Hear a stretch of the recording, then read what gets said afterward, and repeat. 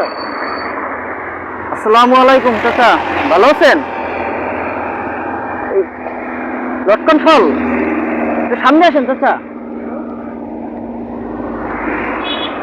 আপনার বাসা কোথায়? দিয়াবাড়ি। দিয়াবাড়ি।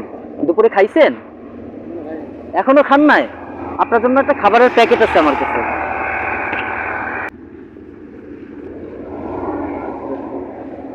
ঠিক আছে।